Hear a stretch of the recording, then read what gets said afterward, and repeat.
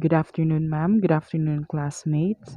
Today we are about to discuss the lesson 4 entitled The Role of Technology in Delivering the Curriculum.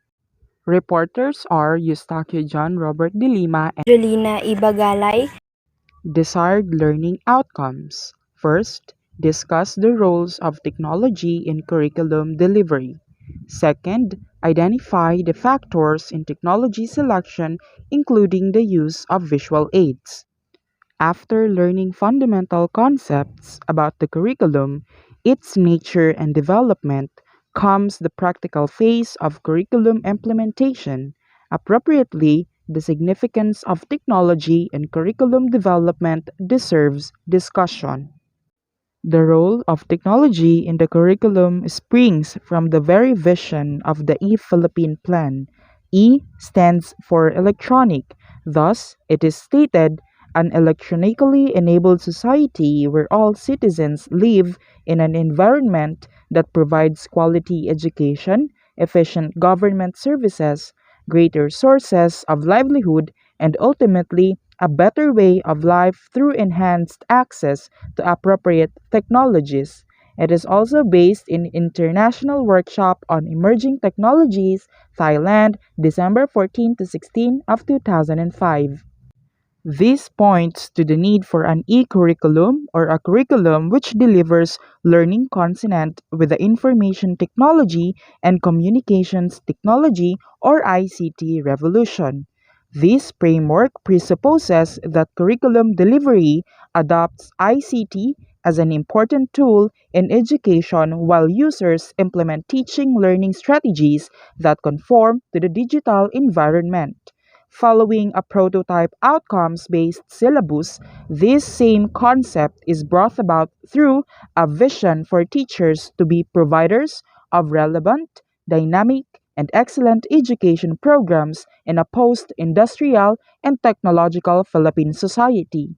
Thus, among the educational goals desired for the achievement is the honing of competencies and skills of a new breed of students, now better referred to as generation competent in literacies to the three R's, or merely reading, writing, and arithmetic, but influences more particularly problem solving fluency, information access and retrieval of texts, images, sound, video fluency, social networking fluency, media fluency, and digital creativity fluency.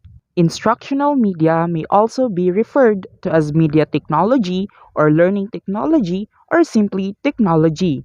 Technology plays a crucial role in delivering instruction to learners. Technology offers various tools of learning, and these range from non-projected and projected media from which the teacher can choose depending on what he or she sees fit with the intended instructional setting. For instance, will a chalkboard presentation be sufficient in illustrating a mathematical procedure? Will a video clip be needed for motivating learners? In the process, what ensues is objective matching, where the teacher decides on what media or technology to use to help achieve the set learning objectives. Non-projected media. We have the real objects, models, field trips, kits, printed materials such as books, worksheets, visuals like drawings, photographs, graphs, charts, posters, visual boards, chalkboard, whiteboard, flannel board, and etc. And we have also the audio materials. Now, teachers can use this for learners of all ages. They can involve groups to work collaboratively to prepare a presentation with drawings and charts. So there are many types of different charts. We have the organizational charts, classification charts, timelines, and the like. And also, there are many types of graphs. For instance, we have the bar graphs, the circle graphs, line graphs, and the likes. And in terms of posters, posters are easily to produce. They are used to catch and hold the viewer's attention at least long enough to communicate a brief message quickly for a new topic, special event.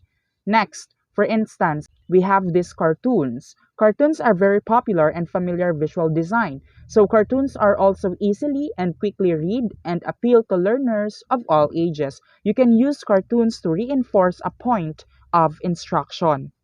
However, there is a limitation, for instance, the durability. It is easy to damage with regular learner use it. And also there is a problem to keep non-projected visuals or for the storage. And it may be too small for group viewing because non-projected visuals are not suitable for use for group because they are all small. The advantages of non-projected media is that it's readily available, inexpensive, no equipment required, easy to use, available for all levels of instruction, and available for all disciplines, and simplification of complex ideas. Now, the non-projected media can make your instruction more realistic and engaging posters, cartoons, charts, pictures and graphs, and what students produce by themselves can provide powerful visual support for learning abstract ideas. The non-project media can be presented in the classroom or used as part of classroom activity, and no need to use equipment for observation, so non-projected visual are easy to use. On the other hand, the projected media, the overhead transparencies, opaque projection, slides, film strips, films, video, VCD, DVD, computer, or multimedia presentations. Projected visual are detained as media design in which still images are enlarged and displayed on a screen. The types of projected visuals that we can use in the classroom are software, digital visuals, and document cameras. These two materials both are useful for learners and teachers indeed. Let's come now to the factors in technology selection. In deciding on which technology to use from a wide range of media available, the factors on which to base selection are: first, practicality. Practicality is the equipment or the hardware or already prepared lesson material, the software available. If not, what would be the cost in acquiring the equipment or producing the lesson in audio or visual form? The second one is the appropriateness in relation to the learners. Is the medium suitable to the learner's ability to comprehend? Will the medium be a source of plain amusement or entertainment, but not learning? Third is the activity or suitability. Will the chosen media fit the set instructional event, resulting in either information, motivation, or psychomotor display? And lastly, the objective matching. The overall, does the medium help in achieving the learning objectives? The role of technology in curriculum delivery. It can easily be observed that technological innovation in the multifarious fields of commerce, science, and education is fast developing such that it is difficult to foresee the technological revolution in the millennium, inclusive of educational changes. However, technological changes in education will make its impact on the delivery of more effective, efficient, and humanizing teaching and learning. But presently, we can identify three current trends that could carry on to the nature of education in the future. The first trend is the paradigm shift from teacher-centered to student-centered approach to learning. So the second is the broadening realization that education is not simply a delivery of facts and information, but it is an educative process of cultivating and cognitive, affective, psychomotor, and much more the contemplative intelligence of the learners of a new age. But the third and possibly the more explosive trend is the increase in the new use of a new information and communication technology or the ICT. Already at the turn of the past century, ICT in its various forms and manifestations has made its increasing influence on education, and the trend is expected to speed up even more rapidly. Propelling this brisk development is the spread of the use of the computer and the availability of desktop Microcomputers affordable not only to cottage industries, businesses, and homes, but also to schools. So for now, the primary roles of educational technology in delivering the school's curriculum instructional program had been identified. The first one is upgrading the quality of teaching and learning in schools. The second is increasing the capability of the teacher to effectively inculcate learning and for the students to gain mastery of lessons and courses. The next is broadening the delivery of education outside schools through non-traditional approaches to formal and informal learning, such as the open universities and lifelong learning to adult learners. And the last one is revolutionizing the use of technology to boost educational paradigm shifts that give importance to student-centered and holistic learning. These primary roles are based on the framework of technology-driven teaching and learning called the TPAC.